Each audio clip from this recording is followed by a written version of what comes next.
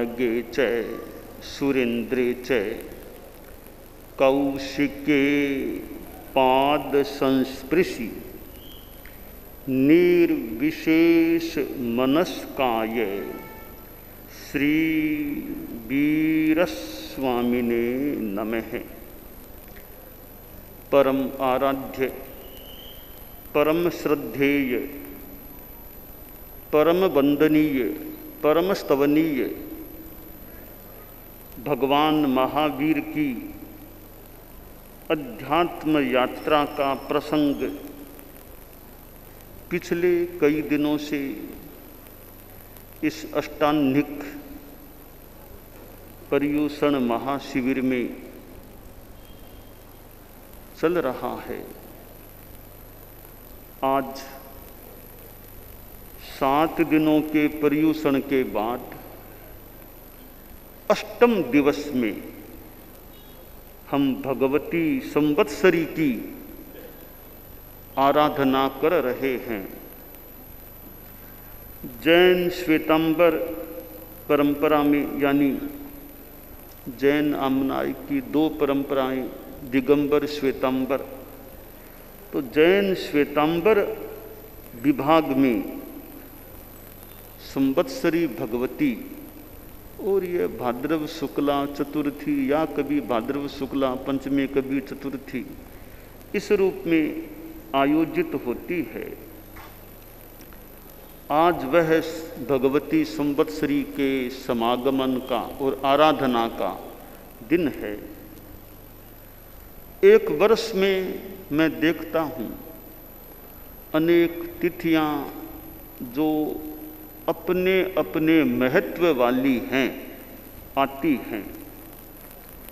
कभी महावीर जयंती आ जाती है, कभी अक्षय तृतीया आ जाती है, और हमारे धर्म संघ की दृष्टि से कभी विकास महोत्सव, भाद्रव शुक्ला नवमी, मर्यादा महोत्सव, माघ शुक्ला सप्तमी, और भी आचार्यों के महाप्रयाण दिवस, जन्म दिवस, दीक्षा दिवस, ऐसे कई प्रसंग, तीर्थंकरों की कल्याणक तिथियाँ, यूँ एक बरस में बहुत से दिन आ जाते हैं जिन तिथियों का या जिन दिनांकों का अपना महत्व है। और यूँ दिवाली, होली ऐसे प्रसंग भी आते हैं, विजयादशमी भी आती है। आज ये संवत्सरी भगवती का जो दिन है, यह भाद्रव शुक्ला चतुर्थी, कभी पंचमी कभी चतुर्थी का आध्यात्मिक आराधना की दृष्टि से हमारी परंपरा में संभवतः इससे बड़ा दूसरा कोई दिन नहीं है। पूरे वर्ष भर में यह एक दिन आता है, संभवतः सर्वोत्कृष्ट आध्यात्मिक आराधना से जुड़ा हुआ यह आज का या भगवती संवत्सरी का दिन होता है। और फिर 7 दिन और पहले संयुक्त हैं, जुड़े हुए हैं, एक सप्ताह है और फिर 8वां दिन, मेन दिन वो आज का है। एक सप्ताह तो मानो भगवती संवत्सरी की पृष्ठभूमि के रूप में आराधित हो जाता है, और यह उत्कृष्ट आराधना का दिन आज का होता है। यह भगवती संवत्सरी क्षमा पर्व के रूप में, मैत्री पर्व के रूप में भी है। आज के दिन भी यूँ 84 लाख जीव योनि और भी खमत खामना होता है, तो आज थोड़ा उपवास होता है, तो वो खमत खामना भी उतने रूप में, उस रूप में न हो सके, तो कल का दिन है खमत खामना का, वो वैसे मानो आज का ही परिशिष्ट का दिन मान लें कि उस दिन थोड़ा खाया पिया होता है तो आराम से खमत खामना, बोलना छलना हो जाता है। आज के दिन तो कोई उपवास दोहरे हैं, सोरे हैं, किसी के उठना भी मुश्किल है, तो वो खमत खामना भी कोई ठीक तरह कर पाए कि न कर पाए। तो आज वैसे सैद्धांतिक रूप में खामे में सब जीवे सब्बे जीवा खमंतु में मिट्टी में सब भूवेशु वेरम मज्जन के नहीं, वो 84 लाख जीव योनि से खमत खामना। तो मूल तो वह आज का यूँ दिन हमारा भगवती संवत्सरी का, और प्रैक्टिकल खमत खामना का आज के बाद कल तो मुख्य है ही। और जब जब मिलना होता है खमत खामना चलता रहता है, थोड़ा लंबाईमान धीरे जब मिलना हुआ खमत खामना। चतुर्मास के बाद साधु साध्वियाँ मिलते हैं तो उनसे भी संवत्सरी का खमत खामना चौमासी किया जाता है, यानी वो थोड़ा परिशिष्ट यूँ चलता है। भगवती संवत्सरी का दिन है और जैन शासन में चारित्रात्माओं के लिए, यानी हम साधु साधियों चारित्रात्माओं के लिए तो यह 2 रात 1 दिन 24 तपस्या का समय होता है। साल में 1 दिन आता है, उसमें हम सब मिलकर उपवास आमतौर से करते हैं। और कोई दिन तो ऐसा आए न आए, कोई आहार करने वाला मिल जाए कहीं, पर आज के दिन है वो गोचरी की चिंता से मुक्त हैं। सूर्योदय के बाद साध्वी प्रमुखा जी और इधर मुख्य मुनि तो हम थोड़े लंबे चर्चा में बैठ गए। आज कोई काम तो है नहीं, न गोचरी जाना न पानी लाना, वैसे मोटा मोटी पीने के लिए पानी भी, तो थोड़ी चर्चा वार्ता में लग गए। साधुचर्या श्रावकचर्या प्रायश्चित आलोचना इस बारे में लग गए। क्यों लग गए कि आज किसी को जाना तो है नहीं, खाना पीना है नहीं, तो बैठे धर्म चर्चा करें, कुछ विचार चर्चा करें। तो यह उपवास का दिन है, तपस्या का दिन है। और फिर प्रवचन आप लोगों गृहस्थों के पौषध की बात भी साथ में जुड़ी हुई होती है। और यह वर्ष में 1 दिन आने वाला जो दिन है, जो एक श्रद्धेय सा बन गया है। और जो गीत में कहा गया है, आयो जैन जगत रो प्रमुख पर्व संवत्सरी रे, आयो जैन जगत रो प्रमुख पर्व संवत्सरी रे, छायो सकल संग में रंग धर्म जड़ हरि भरी रे, छायो सकल संग में रंग धर्म जड़ हरि भरी रे, आयो जैन जगत रो प्रमुख पर्व संवत्सरी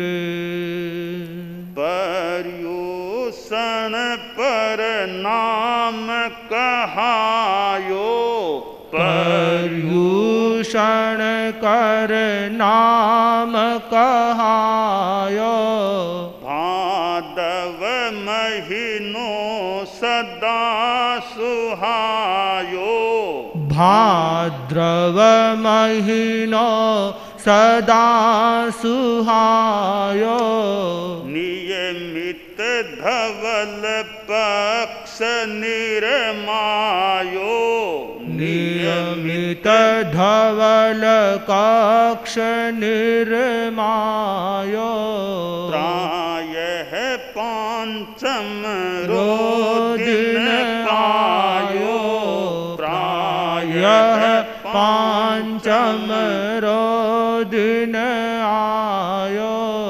आयो जैन जगत रो प्रमुख पर्व संवत्सरी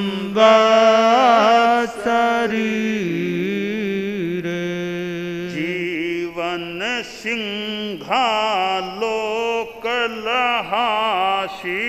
जीवन सिंहालोकलहासी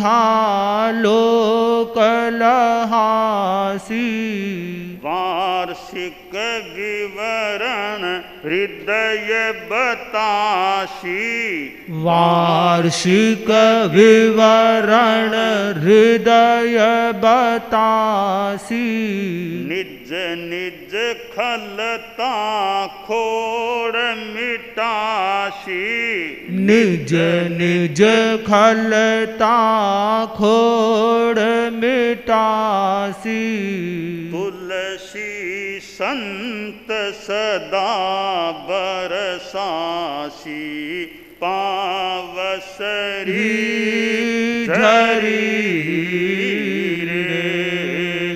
तुलसी संत सदा बरसासी पावस झरी आयो जैन जगत रो प्रमुख पर्व संवत्सरी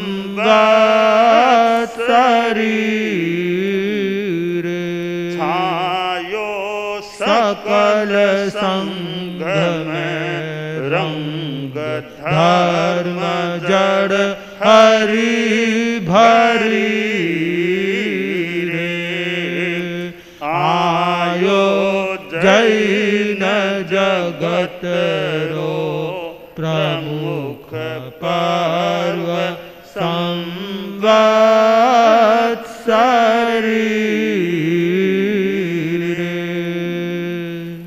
तो यह संवत्सरी का दिन है और आज के दिन थोड़ा आत्मचिंतन का भी यह दिन है कि मैंने बरस भर में कोई ऐसा व्यवहार तो नहीं किया, ना कटुता का और का व्यवहार किसी के साथ नहीं किया है ना।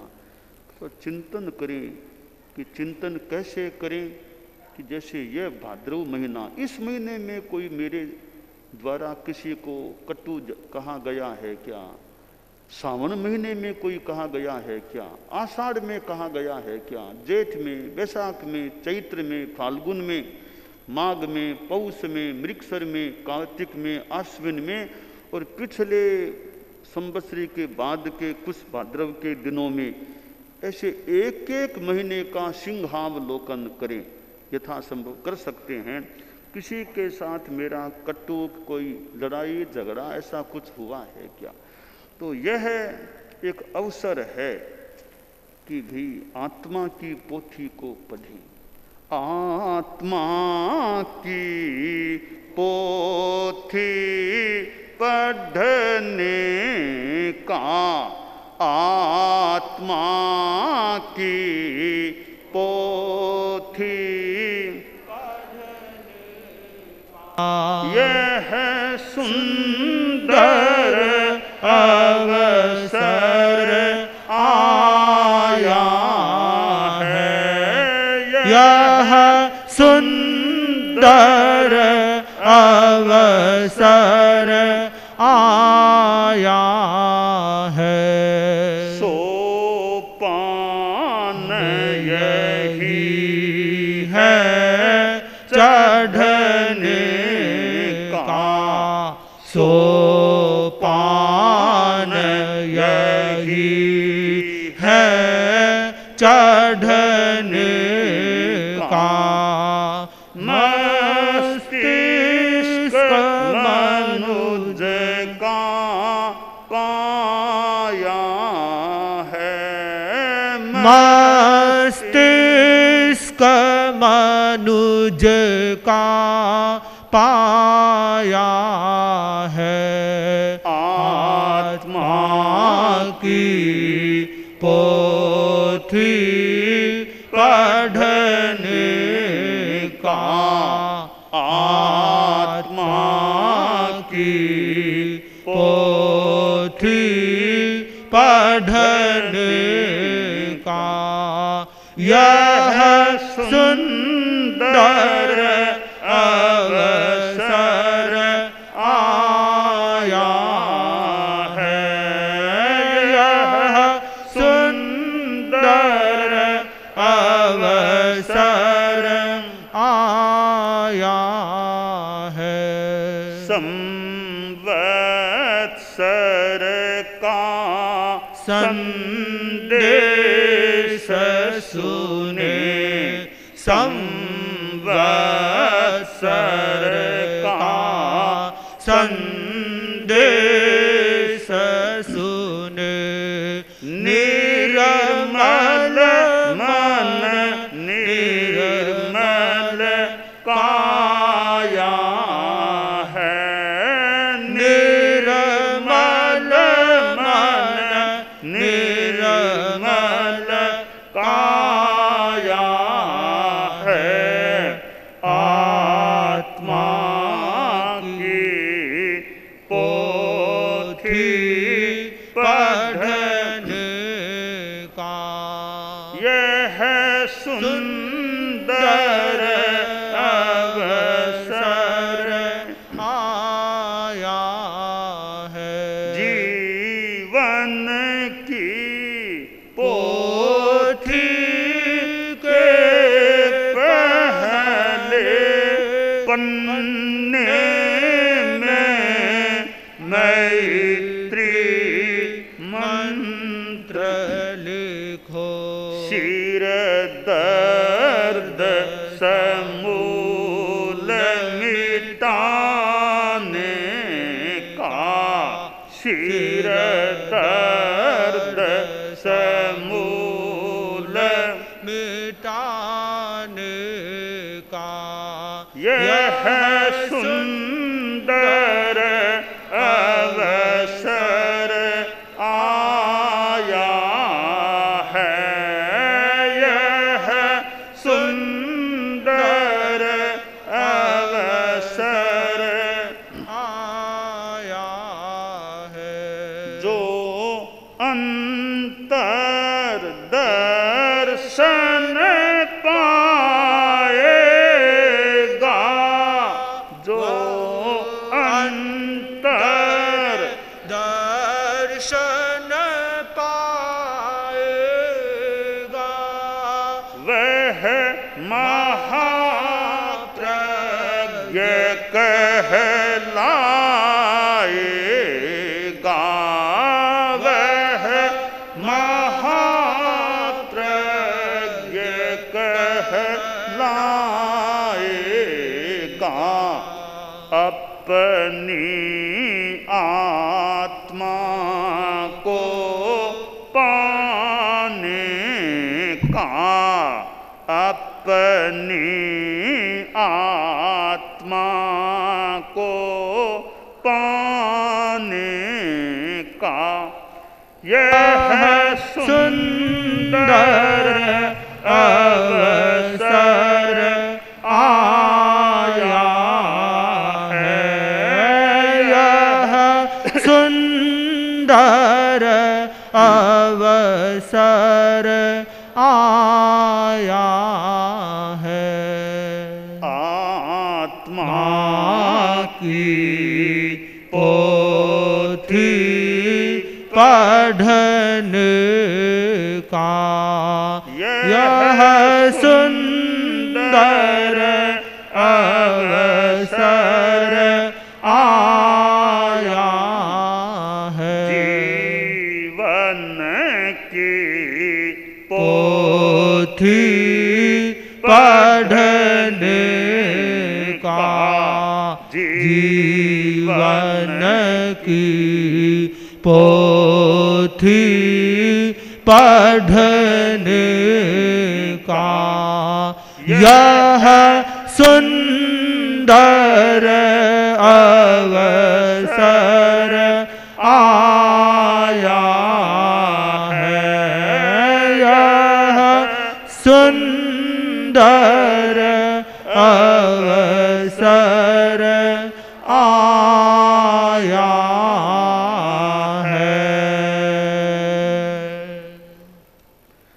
जैन शासन में हम देखते हैं चारित्रात्माएं होते हैं, साधु साध्वियां होते हैं, तो श्रावक श्राविकाएं भी होते हैं। और जैन धर्म में हम देखते हैं अहिंसा का कितना महत्व है। छोटी छोटी बात में अहिंसा। साधुओं के लिए तो कहना ही क्या, हरियाली पर नहीं चलना, दूध के ऊपर नहीं चलना, वर्षा आ रही है गोचरी नहीं जाना, यानी छोटे स्थावर जीवों की भी हिंसा से बचने की जहां बात है, विधि विधान है, व्यवस्था है।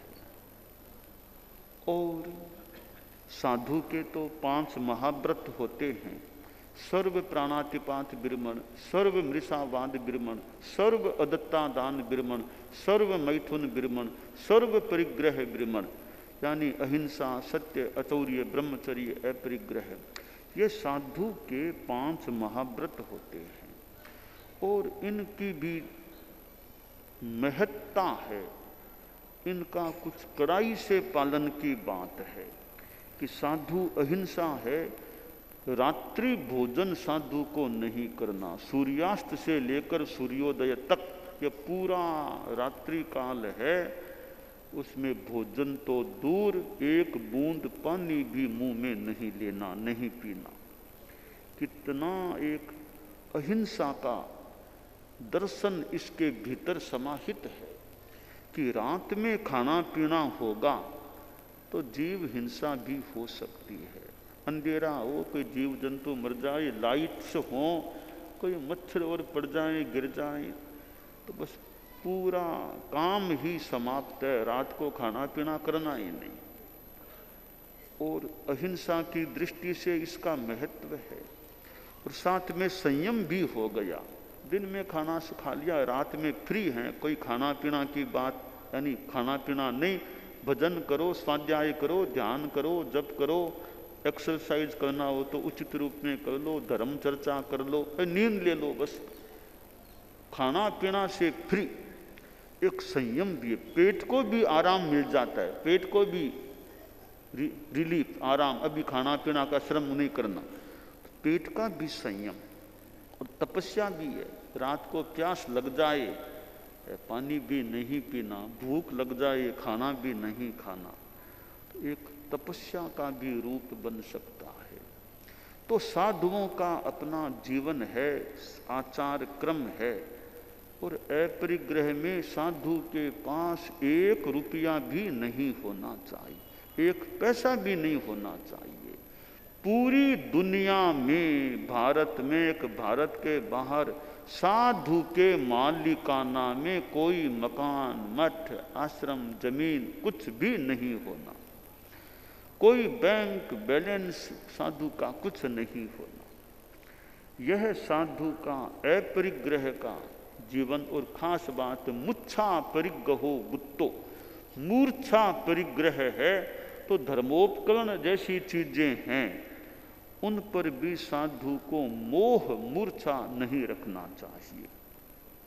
तो यूं साधु साध्वियों का एक संयम का विशेष विधि विधान होता है।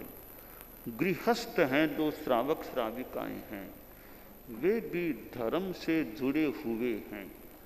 तो श्रावक श्राविकाएं हमारे गुरु धारणा, सम्यक दीक्षा की बात होती है, और आगे 12 व्रत है, और आगे सुमंगल साधना, आजकल ऐसे बहुत त्याग नियम हो सकते हैं। बच्चे हैं, स्कूल जाने वाले हों, न जाने वाले हों, कॉलेज जाने वाले हों, कोई भी हों, कि बच्चों में, युवकों में भी धर्म के संस्कार रहें कि नमस्कार महामंत्र, नवकार मंत्र, उसका पाठ होता है या नहीं। थोड़ा सा बच्चा बड़ा हो गया, बोलने लग गया, समझने थोड़ा लग गया, नवकार मंत्र उसके कंठों में स्थित हो जाए, नवकार मंत्र उसकी वाणी से उच्चरित होना शुरू हो जाए। छोटा बच्चा 5 बार भी बोल लो, थोड़ा बड़ा 21 बार कर लो, फिर एक माला फेर लो, तो जैन होने की एक पहचान जो नमोकार धारो, नवकार को धारण करने वाला है, वह जैन है।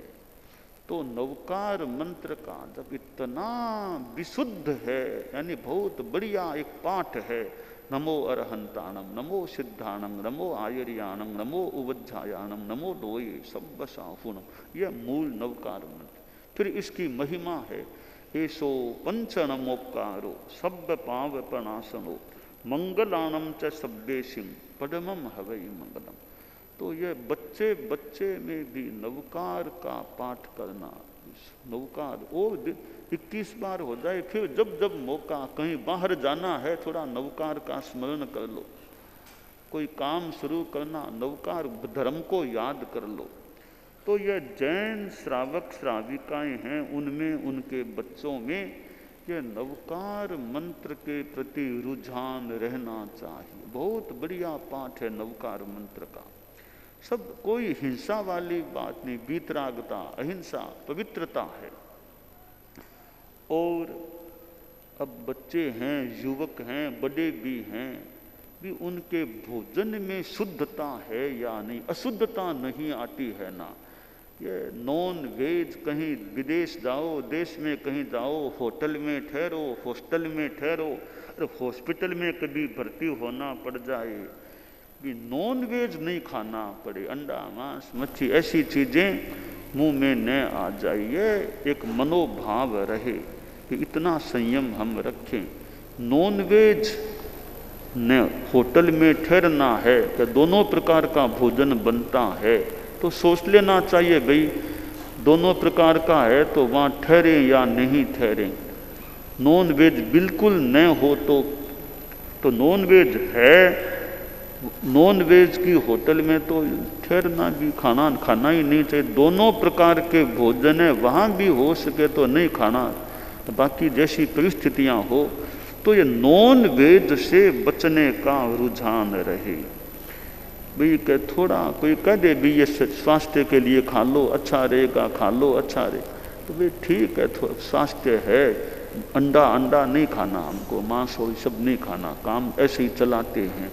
यहाँ तक कि दवाई में भी पता चल जाए कैप्सूल एक दवाई का नॉन वेज का मिश्रण है या नॉन वेज है, तो सोचें भाई दवाई का दूसरा कोई विकल्प, अल्टरनेट कोई नहीं है क्या, यह नहीं लेना पड़े कि नॉन वेज की चीज़ मेरे मुंह में न जाए। यह हमारा अहिंसा और संयम की दृष्टि से कि नॉन वेज से बचने का, परिहार रखने का प्रयास रहना चाहिए।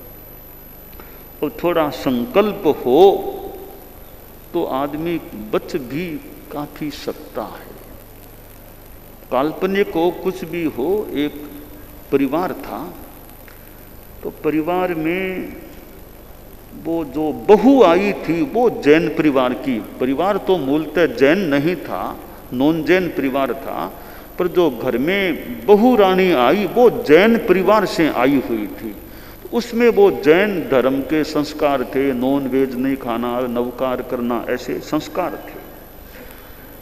उसका एक बच्चा हुआ, बच्चा 8, 9, 10 वर्ष का थोड़ा बड़ा हो गया, बीमार हो गया।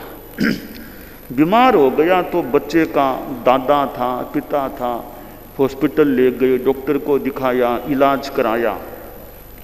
बाद में डॉक्टर ने कहा अब हॉस्पिटल में रहने की ज़रूरत नहीं है, अब तो घर में ही दवाई ले लो, इलाज प्राय हो गया है, काफ़ी ठीक है स्वास्थ्य, थोड़ी दवाई घर में ले ले, बच्चा ठीक हो जाएगा, एकदम ठीक हो जाएगा। डॉक्टर ने कहा कुछ दवाई है, बच्चे को अंडा रोज़ खिलाना, रोज़ अंडा खिलाना ताकि वो शरीर में सब ठीक हो जाए, ताकत आ जाए, ठीक हो जाए। डॉक्टर ने प्रेस्क्रिप्शन लिख दिया कि रोज़ अंडा, कई दिनों तक रोज़ अंडा खिलाना है, दवाई भी साथ में लेना है। प्रेस्क्रिप्शन आ गया, बच्चा घर में आ गया। अब बच्चे का दादा, वो जैन तो था ही नहीं वैसे, तो दादा ने परिवार वालों से कहा भाई अब अंडों की व्यवस्था करो, रोज़ अंडा आना चाहिए, पोते को रोज़ अंडा मैं खुद खिलाऊंगा ताकि शरीर ठीक हो जाए। अब बच्चे की माँ जो जैन परिवार में पीहर था उसका, वो अंडे से बिल्कुल दूर रहने वाली थी। वो चाहती थी मेरा बच्चा भी कम से कम पूरा जैन बने कि न बने, अंडा तो न खाए, मांस तो न खाए। तो माँ ने बच्चे से कहा देख मैंने तुमको कई बार कहा है कि अंडा नहीं खाना, मांस नहीं खाना, नॉन वेज नहीं खाना। हाँ माँ, कई बार तुम कहती रहती हो। तो अब तुम्हारी परीक्षा का समय आ गया है। मैंने जो इतने दिनों तक तुमको कहा है, संस्कार दिए हैं, अंडा नहीं खाना, मांस नहीं खाना, मच्छी नहीं खाना, तो अब परीक्षा का टाइम है। तुम्हारे दादाजी, तुम्हारे पिताजी तो अब अंडा की तैयारी कर रहे हैं तुम्हारे लिए। तुम बोल क्या करोगे, अंडा खाना कि नहीं खाना? बोला माँ तुमने कई बार कह रखा है ना अंडा नहीं खाना, तो अंडा मैं नहीं खाऊंगा। क्या तुम्हारे दादाजी थोड़ा फोर्स करेंगे, बार बार कहेंगे तो कि मैं दादाजी को साथ कर दूंगा, और कुछ मुझे खिला दो, अंडा नहीं खाऊंगा। तो माँ ने और उसको प्रेरणा देकर मजबूत कर दिया। देख अंडा नहीं खाना, दादाजी भले कहेंगे, तुम्हारे पिताजी कहेंगे, फिर मेरे जो संस्कार तुमको दिए गए हैं कि नॉन वेज नहीं खाना, तो तुमको अंडा नहीं खाना। मैं माँ पक्का रहूंगा, तुम निश्चिंत रहो। दादाजी कुछ भी कर देंगे, मैं मजबूत रहूंगा। पिताजी कहेंगे तो भी मजबूती रखूंगा, अंडा नहीं खाना। ठीक है। अब अंडा मंगवाया गया, क्योंकि रोज अंडा देना है। तो उस दिन के लिए अंडा आया। दादा के पास अंडा आ गया। दादा रे नाम पोता, आजा आजा बेटा आजा, उसको बुलाया। वो पोता पास चला गया। तो लो दवाई भी लेनी है, और पहले ये लो ले, मैं हाथ से दे रहा हूं ना, अंडा खाओ। पोता बोला दादा अंडा मैं नहीं खाऊंगा। भाई क्या नहीं खाओगे, शरीर अच्छा हो जाएगा, मजबूत अंडा ले खा, मैं हाथ से तुम्हें खिलाता हूँ, लो खाओ।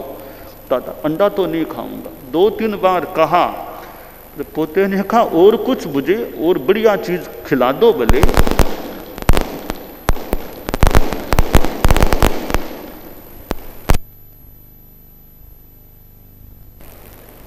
और कुछ खिला दो, आप बादाम खिला दो, मेवा खिला दो, और खिला दो, अंडा तो नहीं खाऊंगा। अब इसने स्पष्ट मनाही कर दी। दादा ने तो और थोड़ा फोर्स किया, हाथ में लेकर उसके मुंह में डालने की चेष्टा की। बच्चे ने मुंह उधर कर लिया कि दादाजी ये तो नहीं खाऊंगा। आखिर दादा मानो हार गया। परिवार वालों से कहा यह अंडा नहीं खाएगा, डॉक्टर साहब से बात कर लो, और कोई चीज जो वेज हो वो इसको खिलाते हैं। तो खोजबीन की डॉक्टर ने कहा इतना जरूरी नहीं है, इसके बदले मैं दूसरी चीजें बता दूंगा, आप वो देते रहो। बच्चे का मन नहीं है तो फोर्स करके अंडा मत खिलाओ। अब यह जैनत्व का माँ में संस्कार था, और माँ ने बच्चे को भी इसके लिए मजबूत कर दिया कि नॉन वेज तो नहीं खाना है। तो यूं मजबूती होती है तो आदमी बच भी सकता है। किसी भी चीज के प्रति हम लचीले ज्यादा होंगे ना, चलेगा कोई बात, चलेगा क्या खा चलेगा, तो लचीलापन आया, मजबूती हटी, दुर्घटना घटी। मान लो मजबूती चली गई, फिर आदमी अनाचरण में भी आसानी से जा सकता है।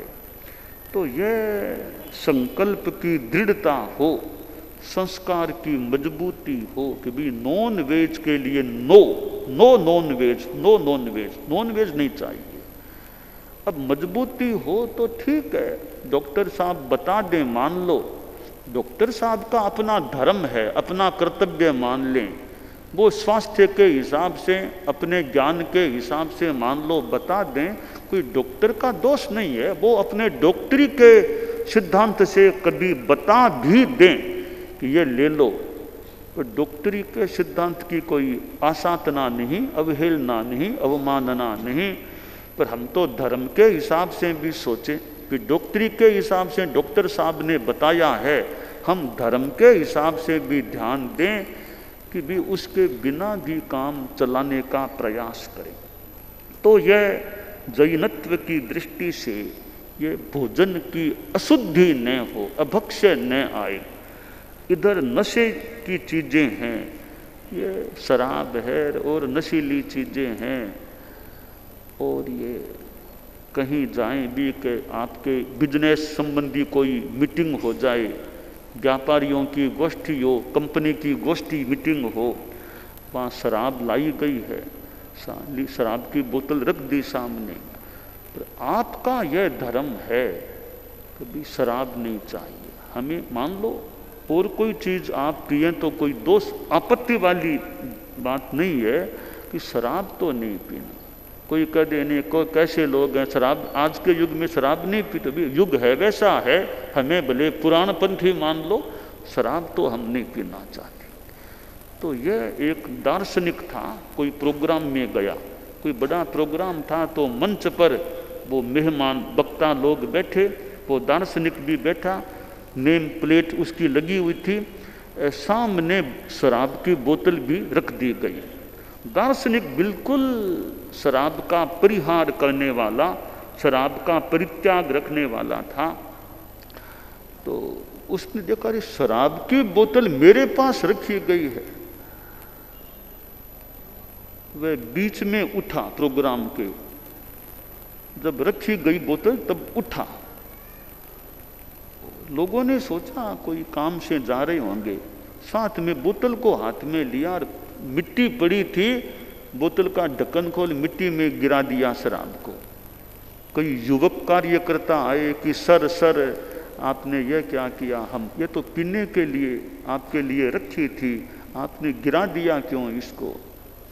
दार्शनिक ने कहा देखो आपने तो मेरे लिए रखी थी ना, तो आपके हिसाब से तो वो मेरी हो गई, अब मैं पीऊँ कि नहीं पीऊँ, क्या करूँ, मेरी इच्छा की बात है। मैंने मिट्टी में मिला दिया।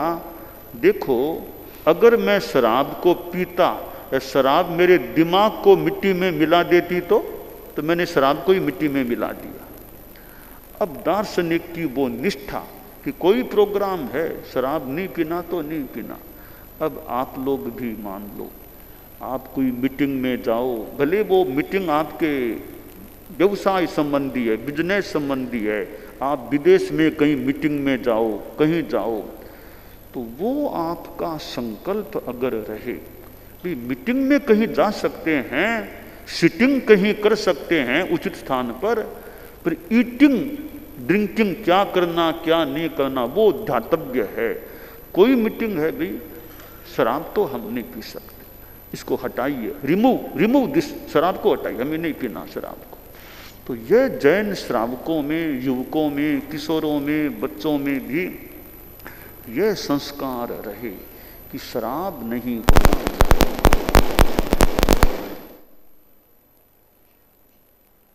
और आपके व्यवसाय में भी आप मान लो कि ऐसी होटल आप खोलते हो जिसमें नॉन वेज चलता है, जिसमें शराब चलती है, वो भी श्रावकों के लिए ध्यातव्य है कि ऐसी होटल खोली जाए या नहीं जहाँ नॉन वेज शराब का प्रचलन करना पड़े। तो होटल बिना नॉन वेज की भी हो तो सकती है ना दुनिया में, तो नॉन वेज होटल में चले, शराब चले, इस पर भी चिंतन होना चाहिए कि भी एक ऐसी होटल हमें नहीं खोलना जहाँ नॉन वेज खिलाना पड़े, शराब पिलानी पड़े। तो ये हमारा एक जैनत्व है, एक संयम की बात भी इसमें है। तो भोजन नशा इस दृष्टि से समाज के लोगों में, जैन समाज के लोगों में, भले तेरापंथी एक स्थानकवासी एक मूर्ति पूजक एक दिगंबर है, जैन समाज के लोग हैं, तो खान पान की अशुद्धि से बचने का प्रयास रहना चाहिए।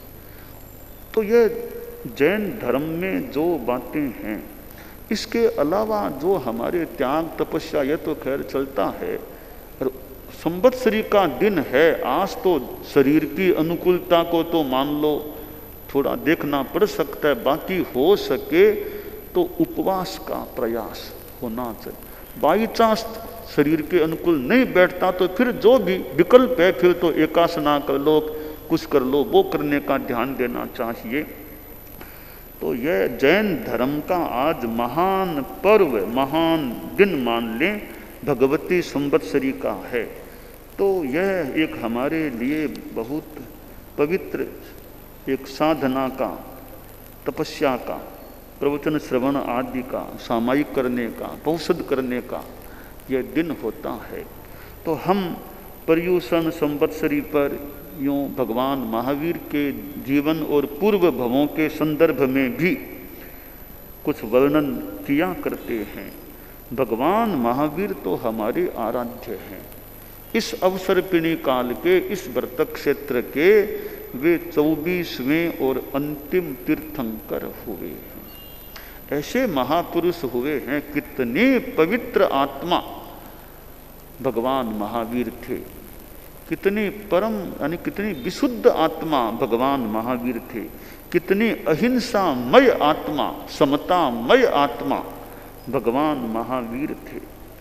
तो वे जन्मे, वर्धमान नाम पड़ गया उनका। यूँ यह 27वां जो निर्धारित 27 भव हैं उनमें 27वां भव। और थोड़े बड़े हो गए, 8 वर्ष पूरे हो गए। अब 9वां वर्ष भी बच्चे को पाठशाला में भर्ती करना चाहिए, पढ़ाना चाहिए। पढ़ाना भी बहुत महत्वपूर्ण है, पढ़ना महत्वपूर्ण है। स्कूल, पाठशाला, ये तो 8 वर्ष के हो गए थे, 9वां संभवतः चल रहा होगा। आजकल तो और बहुत जल्दी बच्चों को स्कूल में, यानी जागरूकता है समाज में, परिवारों में कि बच्चा पढ़ाई करे। बहुत जागरूकता लग रही है शिक्षा के प्रति कि बच्चे बहुत छोटेपन से ही शिक्षा में जुड़ जाएं, शिक्षा से संलग्न हो जाएं। शुरू में प्ले के रूप में थोड़ा जुड़ जाएं और आगे फिर पढ़ाई अच्छी कर सकें। तो वर्धमान को भी पाठशाला ले जाया गया पढ़ने के लिए। आश्रय कलाचार्य जी थे जो पढ़ाने वाले। आजकल जैसे प्रोफेसर, हेडमास्टर, शिक्षक होते हैं, तो उपाध्याय भी मान लो कह दें या कलाचार्य कह दें, उनके पास उनको ले जाया गया। जो कलाचार्य जी थे वो ऊपर बैठे, विद्यार्थी वर्धमान को नीचे बिठाया गया। यूँ बात तो ठीक ही है, पढ़ाने वाला थोड़ा ऊंचा रहे, पढ़ने वाला नीचा रहे। बाकी तो सुविधा है कि पढ़ने की सुविधा थोड़ी कुर्सी पर बैठने से, तो कुर्सी पर बैठना हो सकता है। एकदम नीचा होने से थोड़ी संवाद में थोड़ी असुविधा हो, तो विद्यार्थी भी थोड़े ऊंचे बैठ जाते हैं। लिखने में और में सुविधा के लिए बेंच वगैरह सामने लगा लो, टेबल लगा लो, सुविधा हो जाए लिखने में, पढ़ने में। पुस्तक ऊपर रख लो टेबल आदि पर वर्धमान को नीचे बिठाया गया। कई बार स्कूल में भी बच्चे नीचे बैठते, छोटे बच्चे नीचे बैठ के पढ़ते। तो नीचे बैठा वर्धमान, उधर इंद्र देवराज इंद्र ने सोचा, देखा अरे तीर्थंकर होने वाले को नीचे बिठाया गया है, इतना ज्ञानी बच्चा उसको नीचे बिठाया गया है, यह तो ठीक नहीं। इंद्र ब्राह्मण के रूप में वहां उपस्थित होते हैं। वो देखा ये बच्चा, इसको पढ़ने की जरूरत भी क्या है, यह कोई सामान्य बच्चा थोड़ा है जिसको पढ़ना पड़े। थोड़ा बोध दूं कि इसको पढ़ाने की मानो जरूरत ही नहीं है। वो ब्राह्मण के रूप में इंद्र महाराज आए, आकर के कलाचार्य जी से मिले कि कलाचार्य जी थोड़ी जिज्ञासाएं हैं, कुछ प्रश्न हैं, आप तो ज्ञानी हैं, तो मेरे प्रश्नों का, जिज्ञासाओं का उत्तर आप देने का प्रयास करें। बोलिए ब्राह्मण देवता, क्या जिज्ञासा है? कि महाराज जिज्ञासा है ये जो अक्षर होते हैं, अक्षरों के पर्याय कितने होते हैं, उनके भंग विकल्प कितने होते हैं, उनके गमा सदृश पर्याय कितने होते हैं, ये मेरी जिज्ञासाएं हैं। ये जिज्ञासाएं सुनी गई कलाचार्य जी के द्वारा, मानो उनका दिमाग चकरा गया कि इन प्रश्नों को मैंने पहली बार ही सुना, मेरे पास इनका जवाब है ही नहीं, क्या इनका उत्तर है? आदमी को उत्तर नहीं आता तब या तो आकाश को देखता है, ऊपर देखता है, भी आकाश को देख लो भले, मूल दिमाग में उत्तर आए तब काम हो। आदमी को प्रश्न पूछा जाए तो उत्तर देना हो तो सही उत्तर की जानकारी हो तब तो बोलना चाहिए, वरना गोल मटोल कर करा के उत्तर देने में इतना लाभ है यार। उत्तर सही हो तो दे दो, नहीं तो कद अभी देखने की जरूरत है, किताब देखने की जरूरत है, बाद में देखो कोई, तो ऐसा भले कह दें। बिना ज्ञान के जैसे तैसे इधर उधर की बात करके टाइम वेस्ट नहीं करना चाहिए। फालतू उत्तर बढ़िया नहीं, थोड़ा सही है कि नहीं, इसकी अपेक्षा उत्तर संभवतः नहीं देना ज़्यादा ठीक है। नहीं आता तो मत दो उत्तर, दो तो सटीक टू द पॉइंट बढ़िया उत्तर देने का हमें प्रयास करना चाहिए। हमारे साधु साध्वियाँ समणियाँ और हैं, न्यारा में रहने वाले, गुरुकुलवास में रहने वाले, कई प्रश्न करने वाले बहुत लोग आ सकते हैं। तो अध्ययन है, ज्ञान है, उत्तर दें, तो उत्तर हमारा सही साधार होना चाहिए। मेरे पास आधार है कि नहीं इसके उत्तर का, कौन से ग्रंथ में यह बात मिलती है, तो साधार उत्तर दिया जाए, टू द पॉइंट बिल्कुल सही उत्तर दिया जाए। उत्तर देना सामने वाले को संतोष हो सके, समाधान हो सके, वैसा उत्तर हो तो शायद बढ़िया उत्तर हो सकता है। सामने वाला सुन ले और उसे सेटिस्फेक्शन न मिले कि कह तो दिया पर दिमाग में बैठता नहीं है, एकदम संगत उत्तर नहीं लगता, और खुद उत्तर देने वाले को भी संतोष नहीं है अपने उत्तर से, तो ऐसा उत्तर कभी देना पड़े तो देना पड़े। बाकी सामान्यतया तो सही उत्तर की जानकारी हो तो उत्तर आदमी को देना चाहिए, वरना कद अभी मेरे ख्याल में नहीं आ रहा है, बाद में कभी कोई देखने से कोई मिलेगा तो देखो। तो यह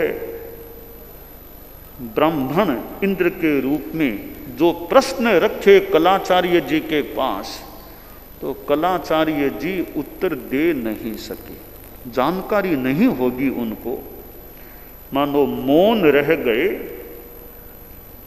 तब इंद्र जो ब्राह्मण के रूप में थे, विद्यार्थी से कहा, विद्यार्थी तुमको इन बातों की जानकारी है क्या, मेरे प्रश्नों का जवाब दे सकते हो। वर्धमान ने तत्काल जवाब दे दिए, प्रश्नों के उत्तर दे दिए, मानो समाधान कह दें जो भी सही हो, उत्तर दे दिए। तो कलाचार्य जी मानो शर्मिंदा हो गए कि मैं क्या गुरु हुआ, मैं क्या टीचर हुआ, मैं क्या कलाचार्य हुआ, मेरा यह विद्यार्थी मेरे से ज्यादा जानता है। जिस प्रश्न का, जिन प्रश्नों का उत्तर मुझे नहीं आता था, इसने उत्तर दे दिए, तो मैं इसको क्या पढ़ाऊंगा। चोपड़े चुपड़े हुए को क्या चौपड़ना है, तो चुपड़ा हुआ है, क्या चौपड़ना है इसको। कलाचार्य जी ने मानो उसके साथ में जो आए थे अभिभावक और विद्यार्थी को लेकर, उनसे कहा बस इस विद्यार्थी को पढ़ाना मेरे वश की बात नहीं है, ये तो मेरे से ज्यादा जानता है। मानो पहले दिन ही वर्धमान को पाठशाला जाने से मुक्ति मिल गई, छुट्टी मिल गई। कोई बच्चा ऐसा हो सकता है जिसको योग्यता के कारण पहले दिन ही छुट्टी मिल जाए, तो विद्यार्थी वर्धमान अब मानो उस रूप में विद्यार्थी नहीं रहे होंगे, क्योंकि पाठशाला में अब जाने की अपेक्षा नहीं या छुट्टी भी मिल गई, और थोड़े बड़े होते हैं। ये बचपन का समय वैसे विकास का समय होता है, अध्ययन का, ज्ञानार्जन का। प्रथमे नार्जिता विद्या, द्वितीय नार्जितम धनम, तृतीय न तपस्तप्तम, चतुर्थे किम करिष्यति। जीवन को 100 वर्षों का हम मान लें तो जीवन के 4 भाग 25 25 25 25। पहला भाग है नार्जिता विद्या, उसमें आदमी पढ़ता नहीं है तो कमी रह सकती है, आगे धन कमाने की आदि की बातें हैं। तो ये 25 वर्षों तक का समय है, वो मानो एक ज्ञानार्जन का, विद्यार्जन का समय होता है, और इसमें कंठस्थ करना, याद करना, और भी अध्ययन करना, परीक्षा देना, नंबर लेना, डिग्री लेना आदि अनेक कार्य संपन्न हो सकते हैं। हमारे साधु साध्वियाँ समणियाँ हैं, उनमें भी कई अभी कोई 25 वर्ष के अंदर के भी कई हो सकते हैं चारित्रात्माओं में, 25 वर्ष के अंदर के, तो उनका जितना उचित हो, आनुकूल्य हो, अध्ययन का क्रम भी चलना चाहिए। हमारे कई चारित्रात्मा, कोई 10वीं 12वीं BA ऐसी परीक्षा देने वाले, कई ये तत्वज्ञान से जुड़े हुए, कोई महाप्रज्ञ श्रुताराधना पाठक, और कई स्वतंत्र रूपे ने कोई पढ़ने वाला हो सकता है। तो किसी रूप में ज्ञान का विकास हो, और हम चारित्रात्माओं को तो 25 के बाद में भी अध्ययन का विकास का क्रम हम रख सकते हैं, क्योंकि न तो कमाई करने का काम, न दुकान में बैठना अपना, यही घर और यही दुकान, तो जितना टाइम मिले, अनुकूलता हो स्वास्थ्य आदि की और द्रव्य क्षेत्र काल भाव की, तो स्वाध्याय में अध्ययन में समय लगाया जा सकता है। वर्धमान अब बड़े हो गए तो अब शादी करना, कि भी माता पिता का तो एक दायित्व है संतान की शादी करना। वो हो जाए मानो सिर का थोड़ा भार हल्का हो जाए। जब तक शादी न हो संतानों की, तब तक एक ड्यूटी, भाई इनकी शादी बाकी है, शादी बाकी है, वो करना है, उसकी व्यवस्था, उसके लिए आर्थिक पक्ष पर भी ध्यान देना। तो ऐसी कई बातें, शादी अच्छी तरह हो गई मानो एक ड्यूटी का भार तो कम हो गया। तो माता पिता के सामने अब एक ये प्रसंग है कि वर्धमान की शादी की जाए। हालांकि दिगंबर परंपरा में तो महावीर की शादी नहीं मानी गई, श्वेतांबर परंपरा में शादी मानी गई है। तो अच्छी कन्या खोजने का मानो प्रयास। नरेश समर वीर की पुत्री थी यशोदा, यशोदा कन्या थी, वो जची ये कन्या वर्धमान के लायक है, फिट है, क्योंकि भी घर में बहू आए तो वो संस्कार संपन्न आए, अच्छे संस्कारों वाली हो, बहू काम काज करने वाली। आजकल के ज़माने में तो ठीक है, काम काज पढ़ी लिखी आती है कन्याएं, वो तो जॉब में कई लग जाती है, जॉब में जाना तो वो पैसा कमा लेती है अपना, काम काज तो नौकरानियाँ और कर देगी, हम तो जॉब में जाएं, वहाँ पैसा कमा के लाएं। तो उस ज़माने में जॉब की बातें तो ठीक नहीं ठीक। आज के युग में थोड़ा अंतर है, इतने पढ़े लिखे, यूँ अच्छी बात है, पढ़ाई लिखाई हो रही है, पढ़ाई लिखाई होना ठीक है, पर संस्कार अच्छे होने चाहिए। घर में आई है तो संस्कार अच्छे है कि नहीं, ज़्यादा गुस्सेल तो नहीं है ना।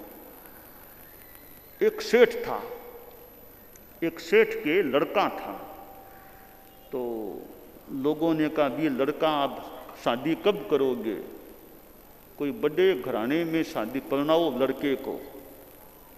तो सेठ ने कहा बड़े घराने की बात आप कह रहे हो, पर हमें संस्कार वाली बहू चाहिए।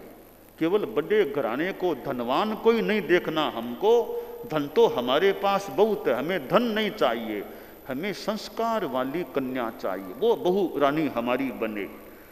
तो भाई केवल धन एक चीज़ है, मूल संस्कार कैसे हैं वो बड़ी महत्वपूर्ण। लड़का भी संस्कार वाला हो। अब लड़का है तो वो तो शराबी है, तो भी शराबी है, शादी करे, लड़की वाले की शादी करें कैसे, शराबी मिल रहे हैं। तो लड़का भी संस्कार वाला हो, भाई कन्या भी संस्कार वाली हो। तो यह भी कि धन पैसा एक चीज है, संस्कार भी एक संपदा है, पढ़ी लिखी होना भी एक अर्हता योग्यता है, साथ में संस्कार अच्छे हों, व्यवहार अच्छा हो।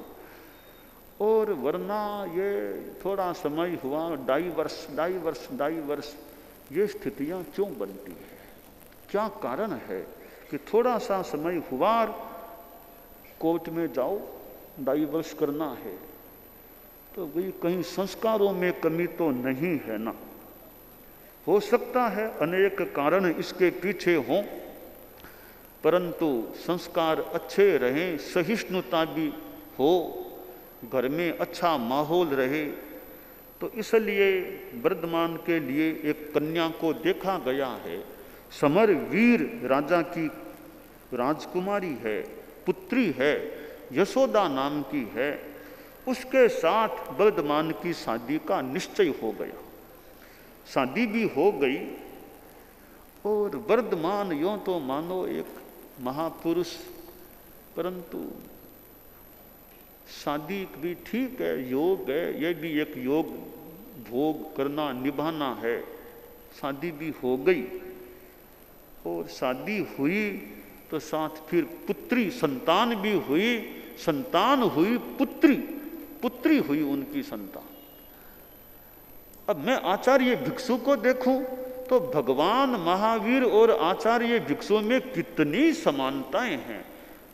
आचार्य भिक्षु ने भी मानो भगवान महावीर का अनुकरण किया, उनकी भी गारहस्थ्य में शादी हुई थी।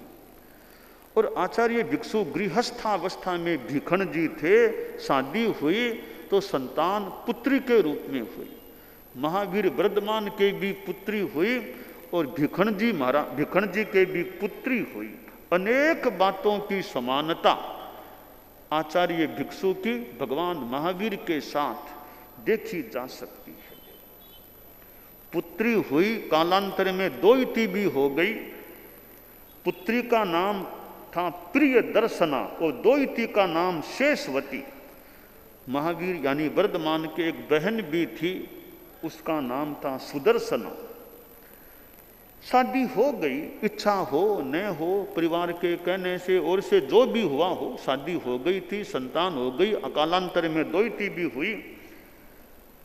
अब वर्धमान 28 वर्ष के हो रहे हैं और माता पिता वे भी धार्मिक थे, भगवान पार्श्व के यों अनुयायी थे। उन्होंने अनशन संथारा किया और दोनों का जीवन यात्रा का क्रम संपन्न हो गया। अब वर्धमान ने सोचा कि मेरा वो संकल्प पूरा हो गया है, अभिग्रह पूरा हो गया।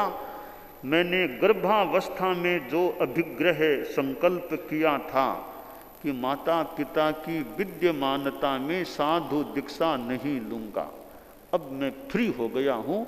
माता पिता पधार गए, काल धर्म को प्राप्त हो गए, देवलोक में चले गए, अब मुझे साधु दीक्षा लेनी है।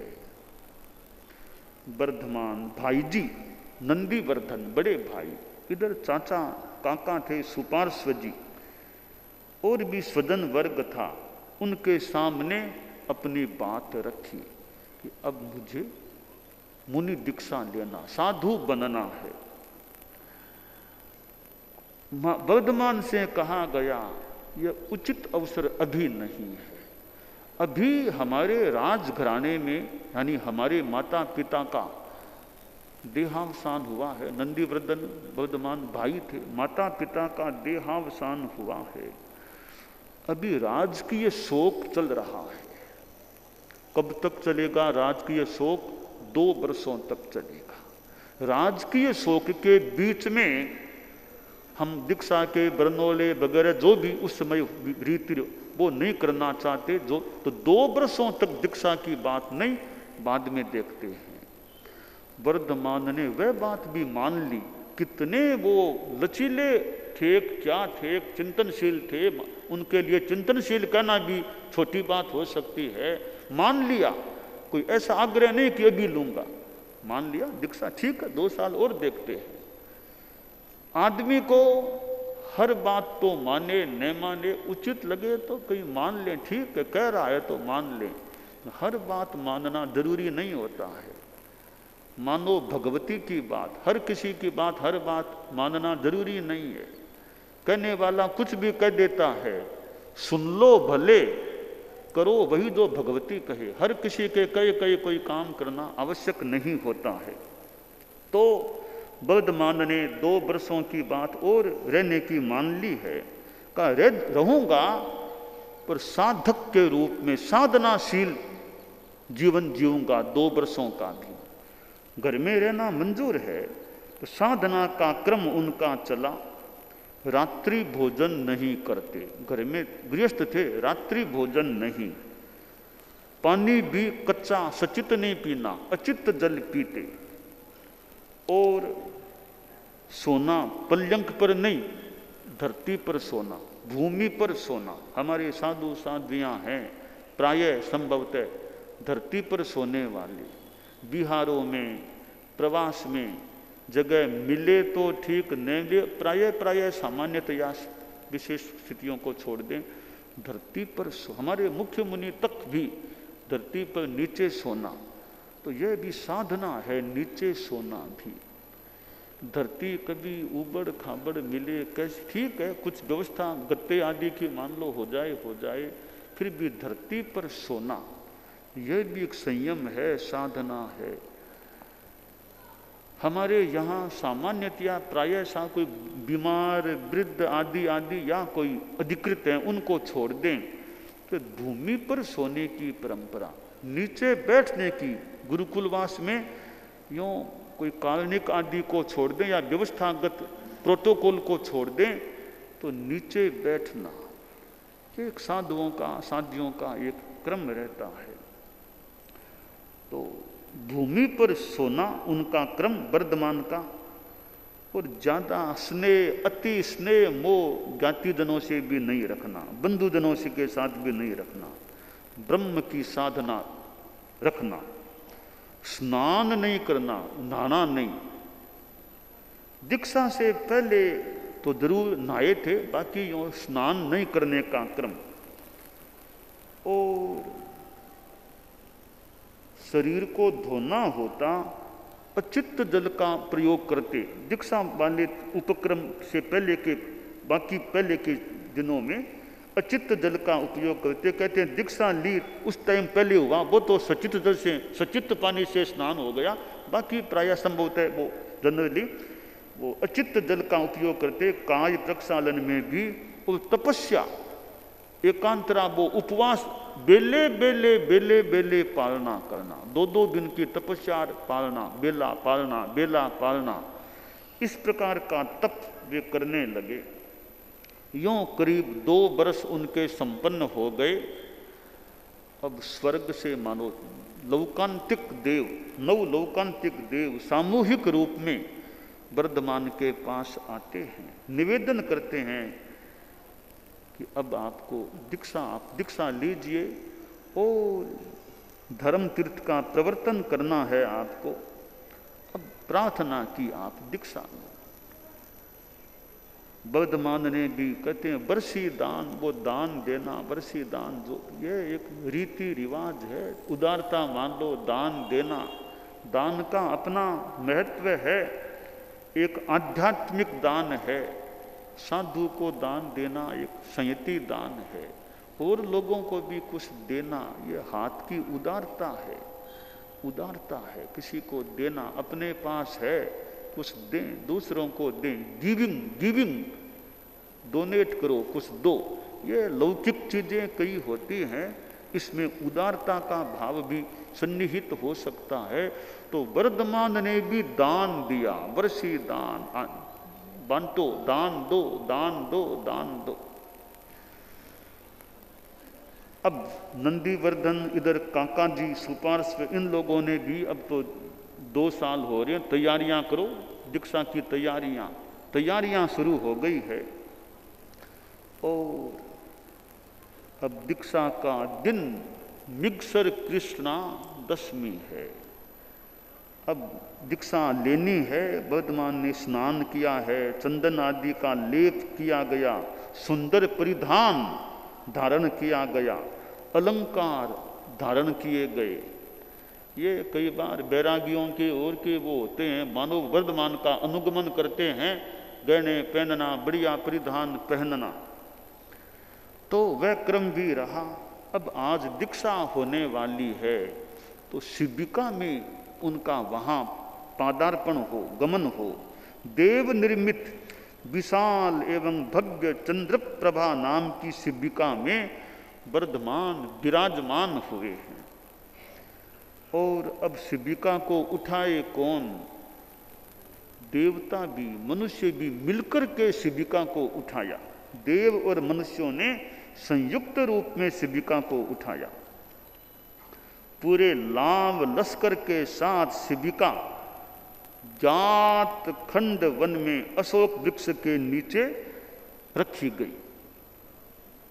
वर्धमान शिबिका से नीचे उतरते हैं। अब तो दीक्षा लेनी, अब क्या करना, गहनों का कपड़ों का उतारो, इनको साधु बनना है। अपने समस्त वस्त्र अलंकार उतार दिए और मृगसर कृष्णा दशमी का वह दिन, तीसरा प्रहर दिन का पूर्वाभिमुख होकर, पूर्वाभिमुख अवस्था में वर्धमान ने अपना केशों का लोच किया, पंचमौष्टिक लोच।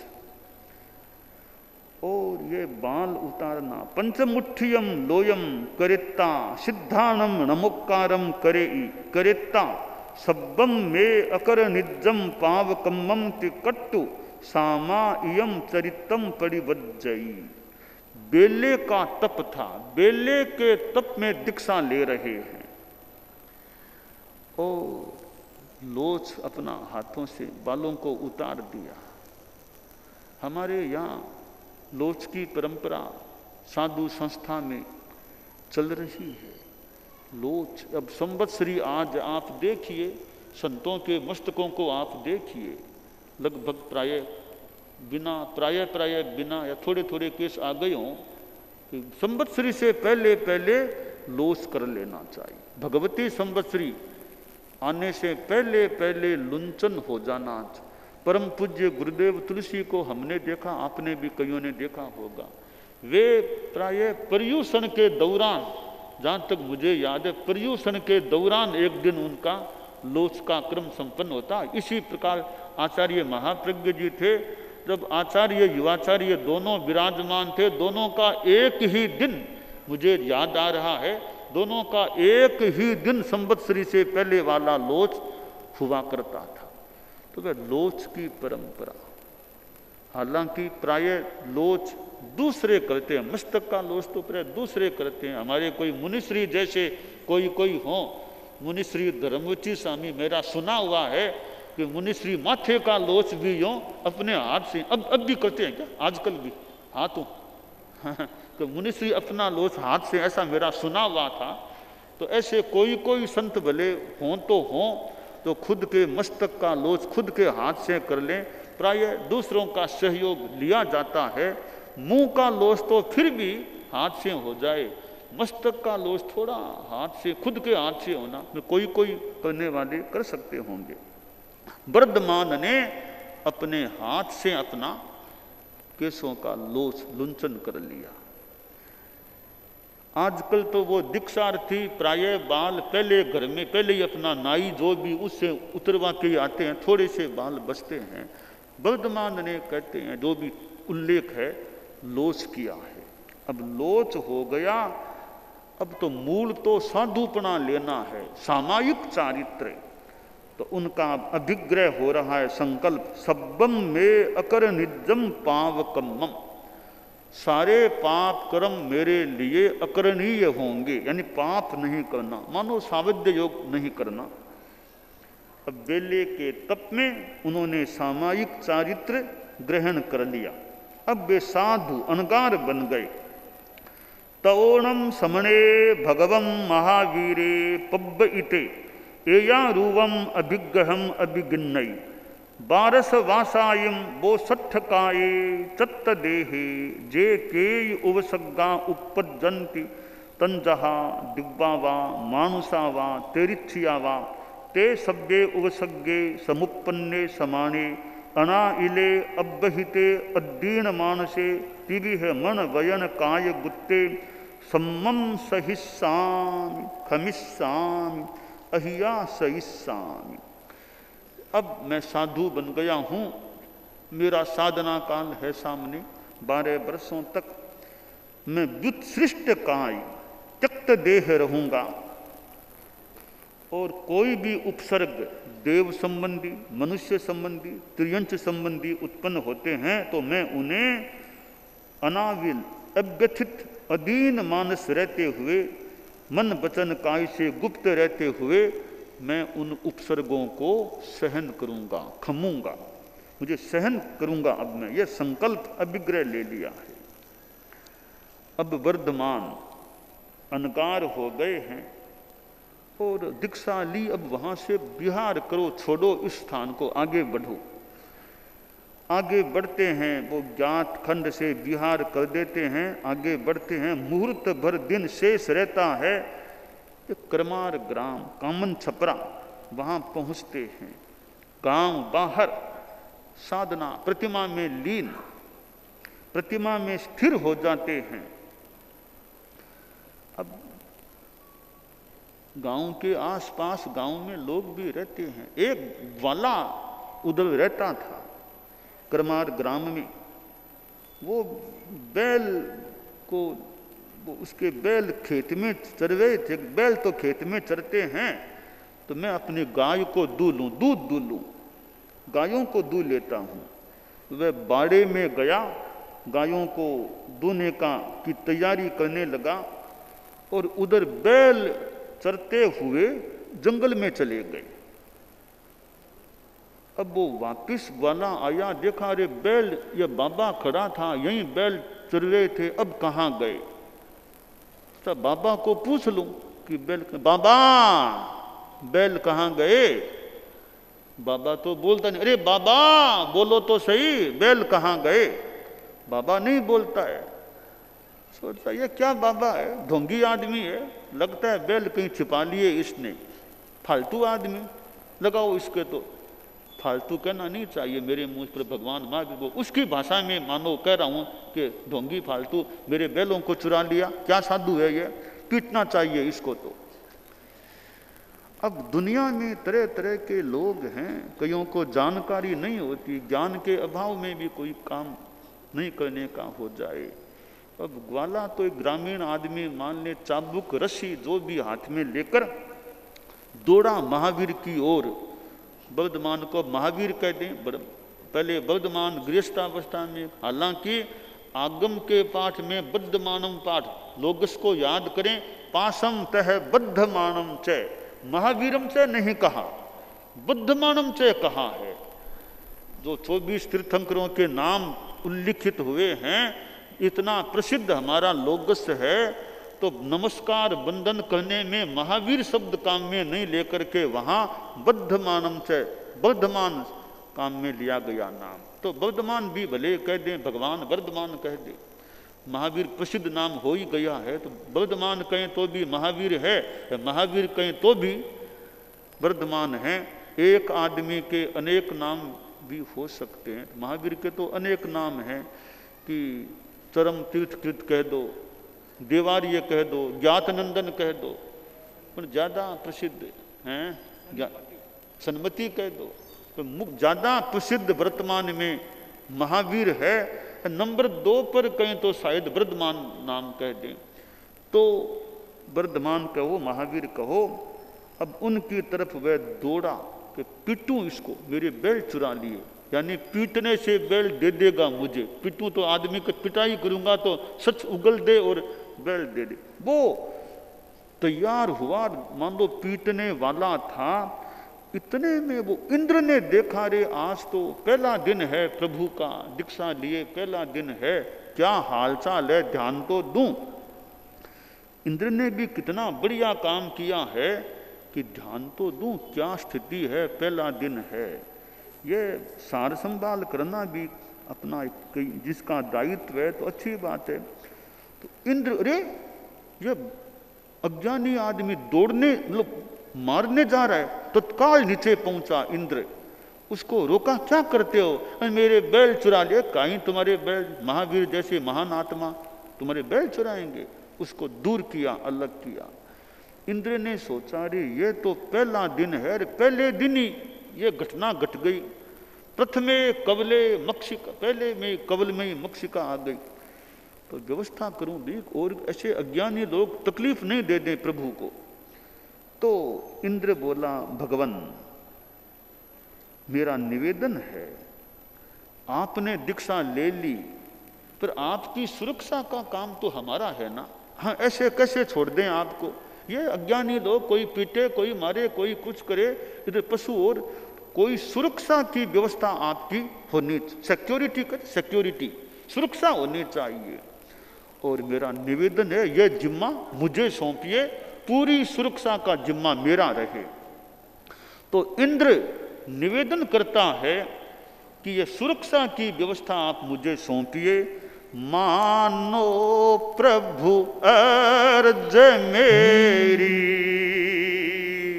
सेवा में मैं रह जाऊं। मानो प्रभु अर्ज मेरी, सेवा में मैं रह जाऊं। मानो प्रभु अर्ज मेरी, सेवा में मैं रह जाऊं। मानव हैं ये अज्ञानी, रूखी है इनकी वाणी। मानव है ये अज्ञानी, रूखी है इनकी वाणी। देंगे ये कष्ट इतने, जितने मैं सोच न पाऊं। देंगे ये कष्ट इतने, जितने मैं सोच न पाऊं। मानो प्रभु अर्ज मेरी, सेवा में मैं रह जाऊं। कोमल है प्रभु की काया, भीषण कष्टों की छाया। कोमल है प्रभु की काया, भीषण कष्टों की छाया। अवसर है देव मेरे, अवसर का लाभ उठाऊं। अवसर है देव मेरे, अवसर का लाभ उठाऊं। मानो प्रभु अर्ज मेरी, सेवा में मैं रह जाऊं। मानो प्रभु अर्ज मेरी, सेवा में मैं रह जाऊं। इंद्र ने निवेदन किया है कि प्रभु यह सेवा का मौका मुझे दीजिए, आपकी सुरक्षा की सारी जिम्मेवारी मेरे पर रहे, आपकी अनुमति मुझे चाहिए। अब वर्धमान ने यह बात जब मानो सुनी कि मेरी सुरक्षा की व्यवस्था, मेरी सेवा की व्यवस्था, यह क्या बात है, मुझे सेवा की क्या जरूरत है, मुझे सुरक्षा की क्या जरूरत है। अब वर्धमान ने बात सुन तो ली है। अब इंद्र भी बहुत बड़ा व्यक्तित्व है, स्वर्ग का देवराज इंद्र है, कोई सामान्य प्राणी नहीं है। और वो स्वयं कभी मुझे सौंपिए, यानी यह जिम्मा मुझे दीजिए, मैं सारी व्यवस्था रखूं सुरक्षा की, सेवा की। अब वर्धमान इंद्र की बात पर अपना क्या विचार प्रस्तुत करते हैं, क्या पॉजिटिव नेगेटिव जो भी अब वो उत्तर जो भी वो देंगे, वो क्या उत्तर आ रहा है, उसके लिए थोड़ी सी हम प्रतीक्षा करें।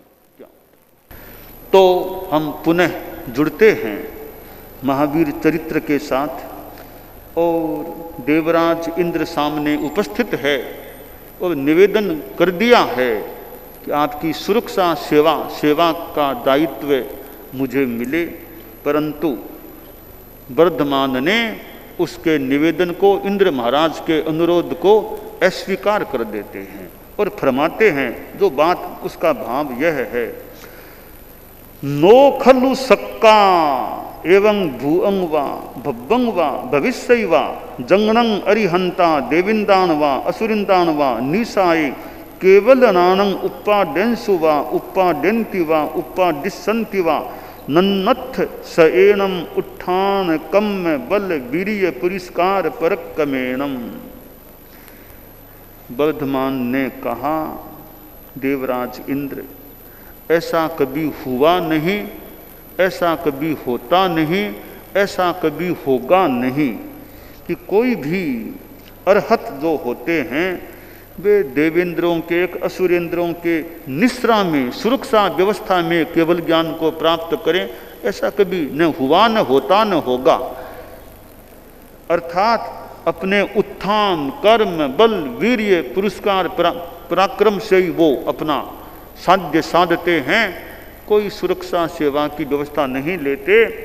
इसलिए यानी तुम्हारा प्रस्ताव पूर्णतया अस्वीकार किया जा रहा है।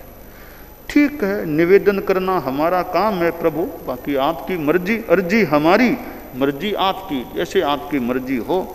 तो यह प्रस्ताव तो पूर्णतया मानो यूं अस्वीकृत हो गया है।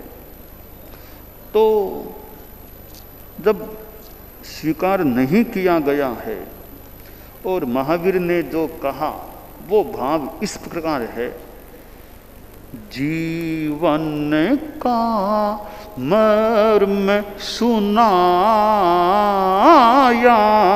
भगवन महावीर ने, जीवन का मर्म सुनाया भगवन महावीर ने। आत्मा का तेज बढ़ाया भगवन महावीर ने। आत्मा का तेज बढ़ाया भगवन महावीर ने।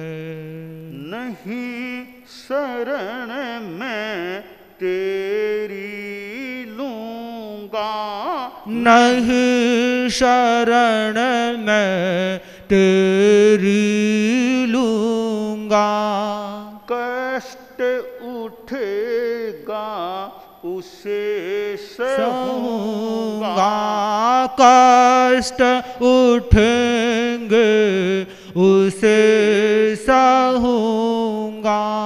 जीवन का मर्म बताया भगवन महावीर ने। जीवन का मर्म बताया भगवन महावीर ने। तीर्थंकर वो ही होता है, तीर्थंकर वो ही होता है, जो अपने में रत होता है, जो अपने में रत होता है। जिसने अपना पथ पाया भगवन महावीर ने। जिसने अपना पथ पाया भगवन महावीर ने। अन्य शरण में जो जन जाए, अन्य शरण में जो जन जाए, वह तीर्थंकर भी बन पाए, वह तीर्थंकर भी बन पाए। न हुआ ना होगा गाया भगवन महावीर ने, न हुआ न होगा गाया भगवन महावीर ने, जीवन का मर्म बताया भगवन महावीर ने, आत्मा का तेज बढ़ाया भगवन महावीर ने। तो स्पष्ट अस्वीकृति हो गई है। अब महावीर आगे बढ़ते हैं, मोराक सन्निवेश में पधारते हैं, जहाँ तापसों का आश्रम था। आश्रम का कुलपति महावीर के पिता महाराज सिद्धार्थ का मित्र था। उसने महावीर का स्वागत किया। कुमार प्रवर आओ, स्वागत है। महावीर ने भी पूर्व संबंध के कारण उनका स्वागत किया। कुलपति बोले, कुमार प्रवर, यह आश्रम तुम्हारा ही घर है, यहाँ आराम से रहो। तुम्हारा घर है, यानी तुम्हारे पिता और मैं तो मित्र हैं, तुम यहाँ रहो। महावीर एक रात वहाँ रहकर आगे विहार करने लगे। कुलपति जी बोले, इस बार का वर्षावास चतुर्मास तो मेरे यहाँ करने की कृपा करो। ठीक है, निवेदन हो गया है। महावीर ने मानो निवेदन को स्वीकार भी किया। चतुर्मास करने वापिस उस आश्रम में पधार गए। पर्ण कुटीर में रहने का उनको स्थान दिया गया। पर्ण कुटीर उनको मिला रहने के लिए। कुछ दिन वहाँ रहे, पर वो महावीर तो अलबेले योगी कहते हैं, साधक। उनको क्या परवाह कुटीर की, क्या रक्षा। गायें वगैरह कोई आते, वो कुटीर घास और खा जाते। कुटीर का नाश होने लगा, बिगाड़ होने लगा। अन्य जो आश्रमवासी थे वो आए कुलपति जी के पास कि महाराज आपने किसको रखा है, कोई सार संभाल भी नहीं करता अपने कुटीर की, इतना तो करना चाहिए ना। तो कुलपति जी ने एक दिन महावीर से कहा कि महावीर देखो, एक छोटी सी बात है। एक पक्षी होता है ना, वो भी अपने घोंसले की सुरक्षा का ध्यान रखता है। पक्षी भी घोंसले की सुरक्षा करता है।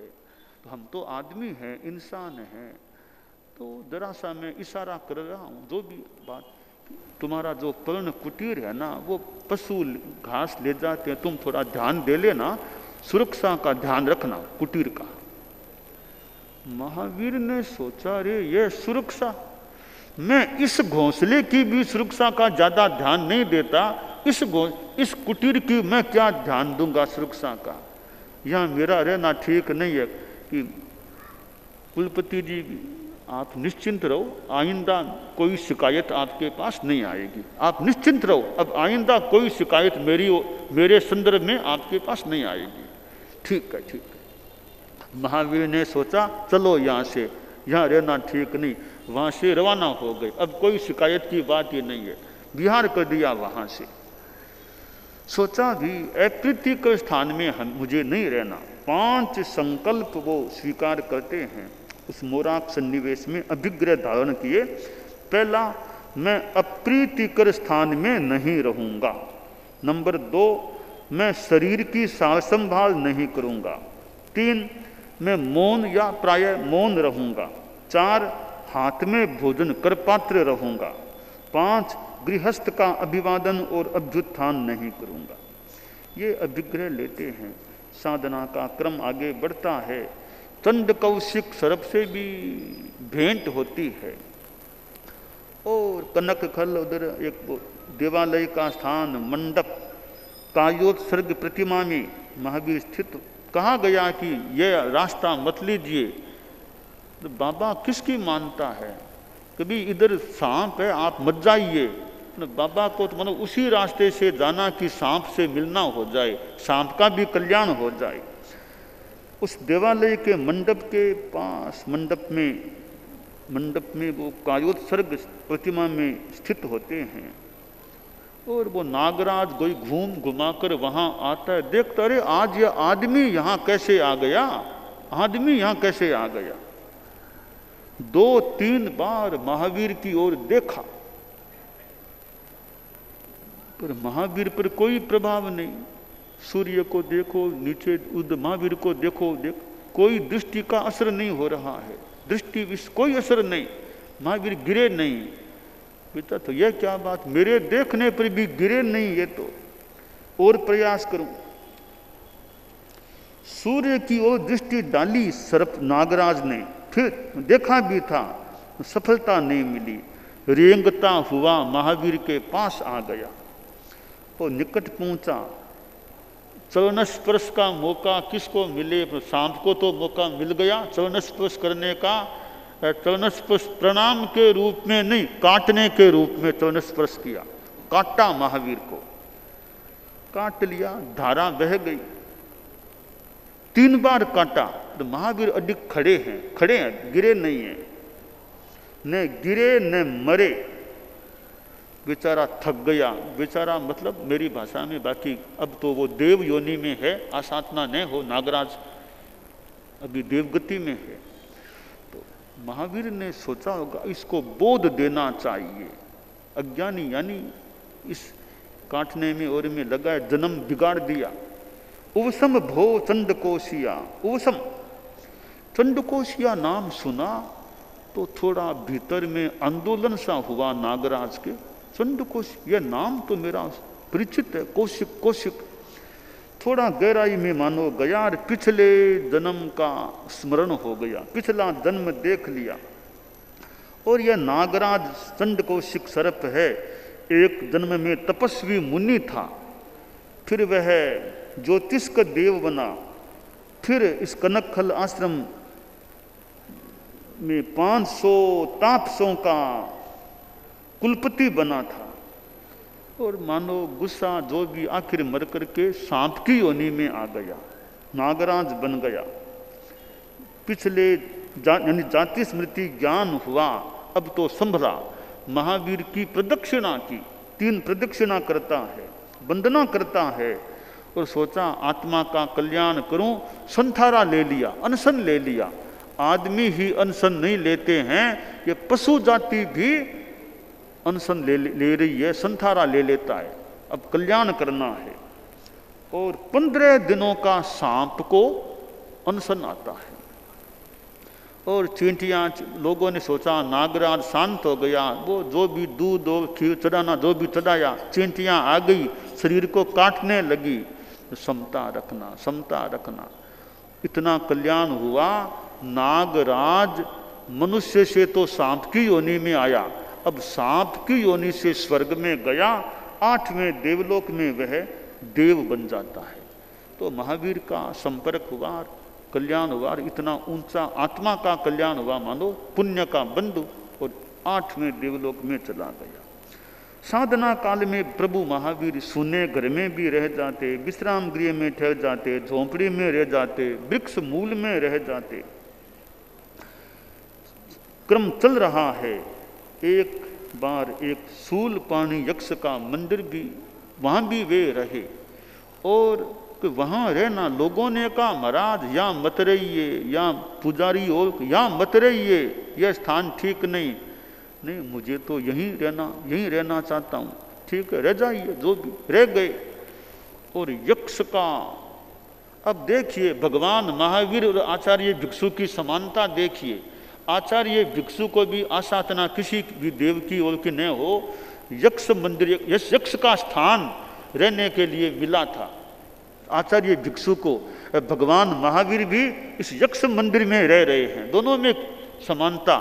और भगवान आचार्य भिक्षु को मैं यह नहीं कहता उपसर्ग हुआ, जो भी भारमल जी स्वामी को थोड़ा वो जो भी मैं आसाधना नहीं हो, पर भगवान महावीर को भी उनकी भी आसाधना नहीं हो, थोड़ा काठिन्य आया महावीर के सामने। व्यंतर देव का वह यक्ष का स्थान था, और रात्रि में कोई वहाँ रहता, पहले तो वह कष्ट देता, बाद में मार देता। महावीर ने वहाँ रहे हैं, और व्यंतर जाति का वह देव महावीर तो ध्यान प्रतिमा में स्थित हो गए। संध्या को भयंकर अट्टहास करता हुआ वह यक्ष महावीर को भयभीत करने का प्रयास करने लगा।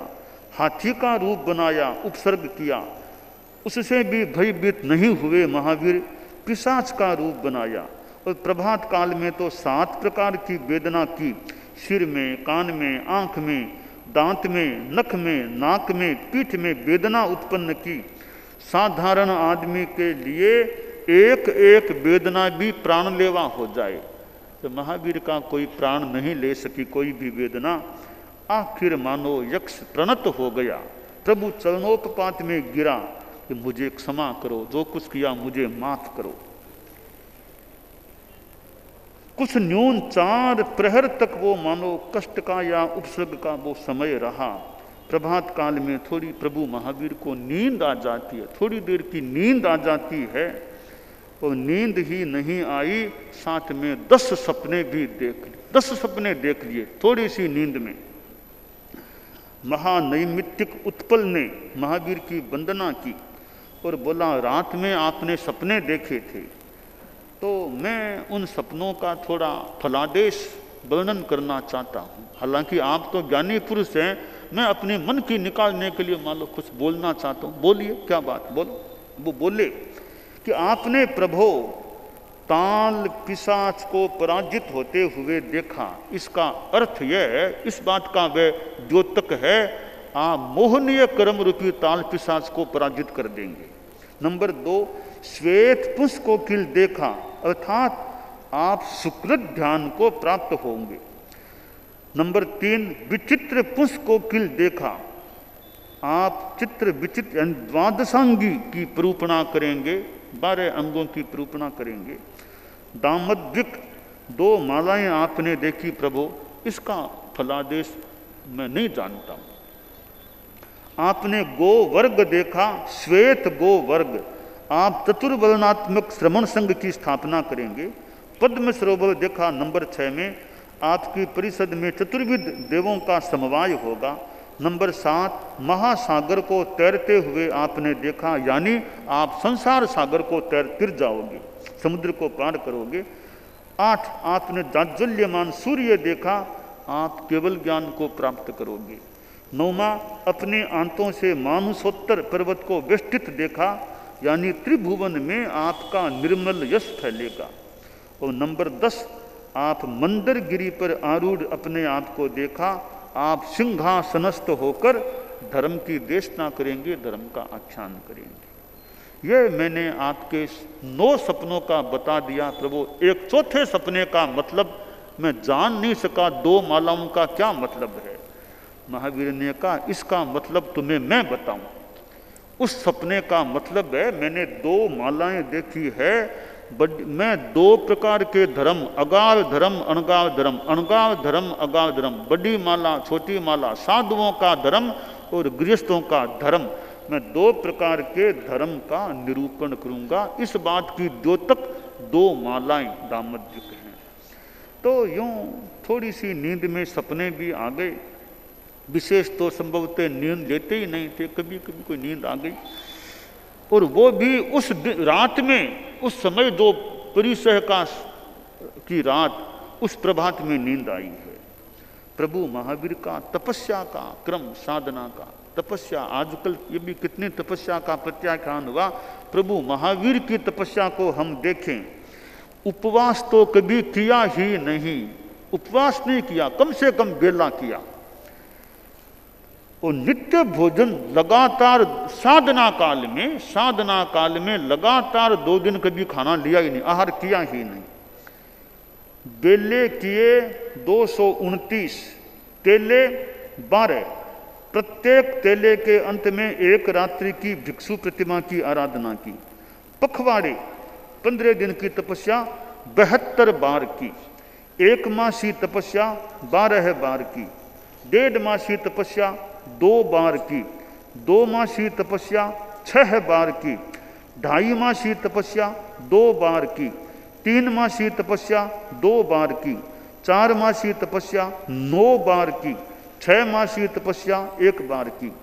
5 मास 25 दिन अभिग्रह तपस्या हो गई।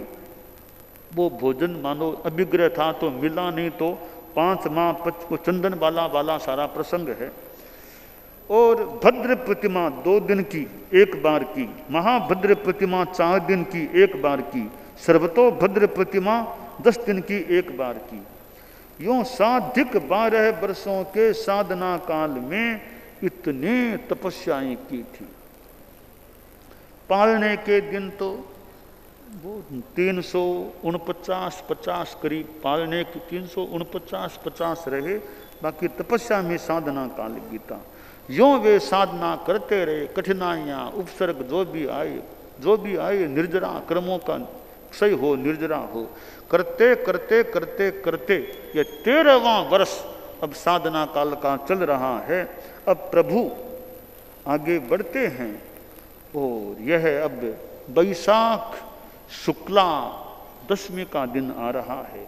जंभीय ग्राम के बाहर ऋजुबालुका नदी के किनारे श्यामाक गृहपति के खेत में शाल वृक्ष के नीचे बेले के तप में गोदोही का आसन में दिन का अंतिम प्रहर ग्रीष्म काल बैसाख शुक्ला दशमी सुब्रत दिवस विजय मुहूर्त उत्तरा फाल्गुनी नक्षत्र, इस समय में प्रभु केवल वरदान केवल ज्ञान केवल दर्शन को प्राप्त हो जाते हैं। मोहनीय क्रम का क्षय और केवल ज्ञान केवल दर्शन की प्राप्ति, अंतराय क्रम का भी क्षय, ज्ञानावरणीय दर्शनावरणीय अंतराय तीनों का एक साथ क्षय, उससे पहले मोहनीय क्रम का क्षय होता है। फिर प्रभु केवल ज्ञानी केवल दर्शनी बन जाते हैं। अब वे तीर्थ केवल ज्ञानी हो गए, आगे गणधरों का और का क्रम बनता है, तीर्थ की स्थापना हुई और आगे भी करीब 30 वर्षों तक तीर्थंकर के रूप में प्रभु विचरते हैं। आखिर विचरते विचरते वो पावापुरी अंतिम वर्षावास और वह कार्तिक कृष्णा अमावस्या, और गौतम तो थोड़े दूर चले गए, दूर भेज दिए गए, चले गए। पीछे से प्रभु तो महाप्रयाण कर गए, परिनिर्वाण को प्राप्त हो गए और लगभग 72 वर्षों का उनका जीवन काल रहा और उन्होंने कितना एक उद्योत फैलाया, प्रकाश दिया, ज्ञान दिया, कितनों का उद्धार हुआ होगा। ऐसे परम वंदनीय परम श्रद्धेय परम आराध्य परम स्तवनीय भगवान महावीर का यह अंतिम भव और पीछे के कई भवों की बात मैंने बताई। और ये पर्यूषण और भगवती संवत्सरी का अष्टानिक हमारा ये पीरियड समय जो है, इसमें हमारे कितने प्रकार के वक्तव्य हुए हैं, गीत हुए हैं, अभी भी थोड़ी और प्रस्तुतियाँ होने वाली है। और मुझे ये भगवान महावीर के बारे में भी मुख्यतया भगवान महावीर पर मुझे बोलने का सुंदर अवसर प्राप्त हुआ है, कई वर्षों से मिलता रहा है। मैं तो सौभाग्यशाली हूँ, मेरी जिह्वा सौभाग्यशाली है, मेरे दांत भाग्यशाली है, मेरा तालु भाग्यशाली है, मानो कंठ भाग्यशाली हैं, जिनको भगवान महावीर के बारे में कुछ बोलने का मौका मिला है। तो मैं भी धन्य हूँ, मानो कि प्रभु महावीर के बारे में मुझे मौका मिल रहा है, मिलता है बोलने का, ऐसी परम पवित्र आत्मा के बारे में बोलने का। तो ये पूर्व भवों का वर्णन है, इस महावीर के जीवन का वर्णन है। तो मैंने कुछ बताने का प्रयास किया है। मेरे बोलने में भाव भाषा शब्दों में थोड़ा कहीं कोई उच्चावच भाव आ गया हो, कोई बोलने में कहीं आगे पीछे या भाव भाषा में कहीं कोई अंतर रह गया हो और ठीक बात नहीं बताई गई हो, तो भी कोई ऐसा दोष लगा हो, प्रभु महावीर को वंदना कर और गुरुओं का स्मरण कर तस्य मिच्छामि दुक्कड़म। यह मेरा व्याख्यान माला का क्रम यहाँ संपन्न हो जाता है।